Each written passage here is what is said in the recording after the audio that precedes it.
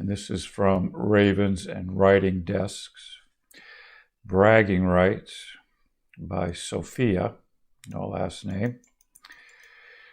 And this is Holmes versus Dupin, the ultimate detective face-off. Everyone knows who Sherlock Holmes is, but you might have discovered him directly through Conan Doyle's great stories, or probably you saw a film version of one of his many adventures, or his newest screen appearance, BBC's Sherlock. And there are numerous other references to the great detective in our daily lives. Do you know who Sherlock Holmes is? Elementary, my dear Watson. Trivia time. Holmes never says the above phrase, though he does say elementary in The Crooked Man and my dear Watson a few lines before. Recently, however, I discovered that Sherlock, though he may be the most well-known, was not by far the first of his kind. Doyle may have made famous the detective with the clever mind, the discerning eye, and the occasional dry humor, but he only developed what had come before. Who was Holmes' predecessor? The clue is in the text.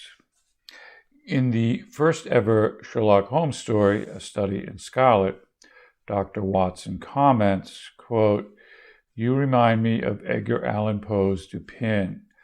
I had no idea that such individuals did exist outside of stories." Sherlock Holmes rose and lit his pipe. "No doubt you think you are complimenting me in comparing me to Dupin," he observed. Now, in my opinion, Dupin was a very inferior fellow. That trick of his breaking in on his friend's thoughts with a remark after a quarter of an hour's silence is really very showy and superficial.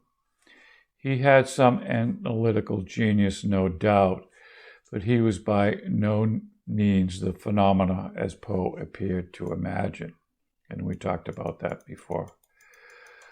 I have the complete works of Poe on my shelf, so I was very curious to find out about this Dupin fellow, of whom Holmes speaks so disparagingly. Turns out Poe only wrote 3 stories starring Dupin: The Murders in the Rue Morgue, The Mystery of Marie Roget, and The Purloined Letter. These 3 short stories are narrated by a friend of Dupin's, a sort of Dr. Watson character, whose name is never revealed.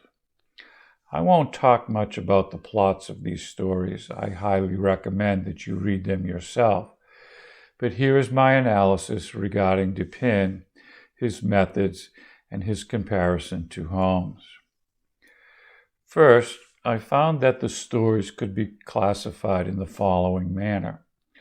Rue Morgue was quite an adventure story, and rather similar to Sherlock Holmes.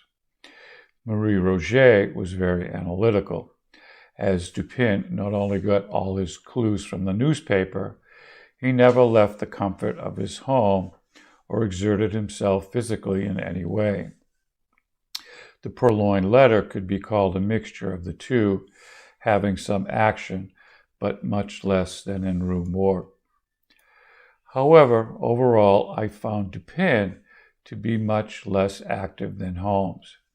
Even in Rue Morgue, in both Rue Morgue and Purloined Letter, Dupin does go out to do some investigating. But all in all, he and his unnamed friend are rather secluded on the outskirts of the town and get most of their information from the newspaper. Though Holmes does have his penchant moments of excessive smoking and violin playing, he is much more a part of society than Dupin. Before I go on, I must make the point that in no way did I not like Dupin or the aforementioned 3 stories in which he appears.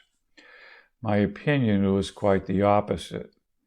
And though it may sound as though I have much to say in favor of Holmes, and even some against Dupin, I must say that in Dupin's day, the term detective had not yet been originated. Dupin was the first of his kind.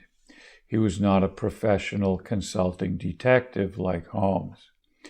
It must have been hard to get permission to look over a crime scene, such as the one in the Rue Morgue, without being in the police force. Dupin's character was a very unique idea at the time. Highest recommendations to Poe. We continue. One thing that I find very strikingly different between Dupin and Holmes is that Holmes is much more a character. Dupin is not as well-rounded a character as Holmes. This may come from the fact that Holmes is in 60 stories and Dupin is in 3. But even in A Study in Scarlet, Sherlock's debut appearance, Holmes is more fully developed in that one novel, an extremely short one though, than Dupin is in his entire literary existence.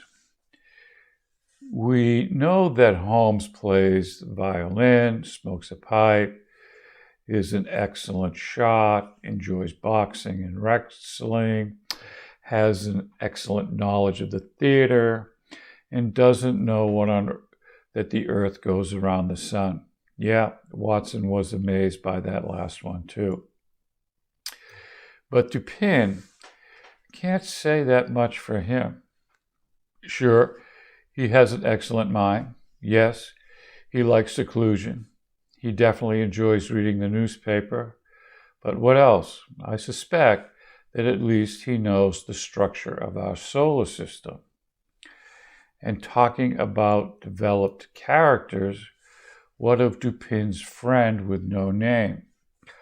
Watson is a clear character as Holmes, though many times portrayed in films incorrectly, but that's for another post. We know about his past in the wars, his medical practice, his married life, but we know practically nothing of the unnamed fellow. It seems as though the unnamed fellow is just there to marvel at Dupin's wisdom, similarly to Watson in many film versions. But despite these differences, there are quite a few similarities. They both like to freak people out by their uncanny perception abilities, despite this being what Holmes so disparagingly accused Dupin of in the quote in the beginning of this post. They both like to show off their knowledge. They both have to deal with the rather dull police. They both agree that the right method is to put themselves in the mind of the criminal, and both use this method time and time again.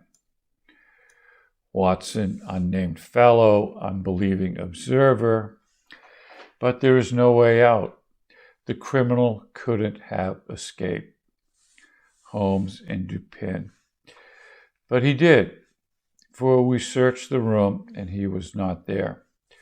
Therefore, he must have gotten out somehow, or is hiding in some secret place we didn't think of.